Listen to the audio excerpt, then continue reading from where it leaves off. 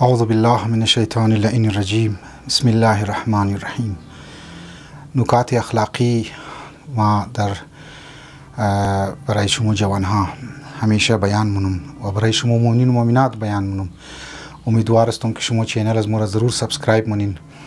حدود تقریبا 327 ویدیوز ما اپلود کردم منی چینل خو دیگه شما حتما فالو کنین و مختلف موضوعات را ما مطرح کردم، بیان کردم، بارها ما گفتم انشالله که زیاد در این سلسله که از ما شما کاپریت منین و یک صدقه جاریه هسته.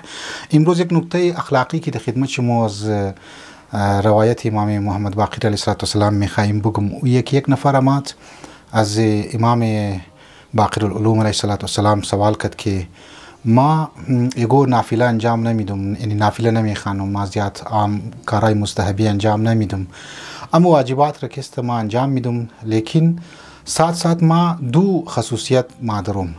یک خصوصیت از ما ایه که ما مال حرام نمیخورم، یعنی شکم از ما ده هیچ وقت نشی غذای حرام و یا مال حرام نیسته.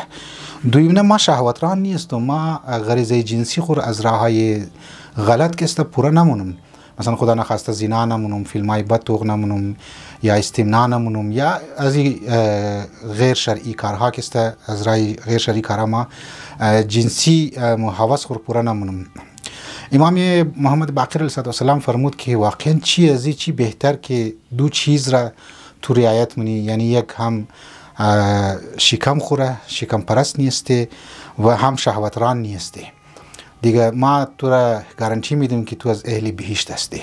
لذا از من مو دزی دو کلمه بسیار کوتاه که انسان توخ کنه منی سوسایتی خو اگر واقعا بسیاری از افرادها مال حرام نخره، یعنی حق یتیم نخره، حق بیرار کو نخره، حق مادر حق اولاد کو نخره، اولاد حق مادر خود نخره، منی میراث جنگ و جدل ها صورت نگره، منی ارث و میراث کسی جنگ و جدل صورت نگره، ټینکر مافیا نه از غلط طریقه د گرمیا او زیاد سودا کنه، گران سودا کنه، دکاندارا کست گران سودا کنه، مال خوره. یعنی هر جایی که اگر توخ کنی، اگر انسان ها انصاف داشته باشه و مو رای حلال را انتخاب کنه، میگن که او انسان بهشتی میشه از نگاه اسلام و از نگاه امام.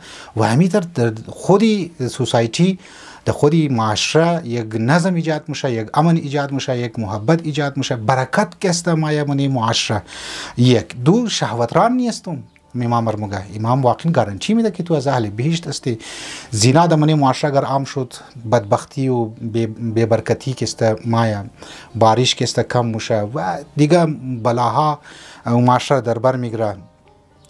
البته زنای فقط جسم نیست، زنای چشم انسان، یعنی جسم که میگم پورا یک دختر و بچه خدا نخواسته هم بستری کنن غلط طریقه، او نیه فقط از او محدود، بلکه زنای چیم هم هسته، زنای دست هم هسته، زنای فکر هم هسته. اگر اینها را انسان برایش کنترل کنه و از اهل بهشت هسته. این خوشخبری امام محمد باقر علیه السلام برای شما عزیزان هسته. امیدوارم که این نکته اخلاقی که گفتم از نگاه امام پنجم از مو ایر شما حتما برایشی عمل منین، معاشره برایشی عمل منین، ما خود ممکن است باید عمل کنیم.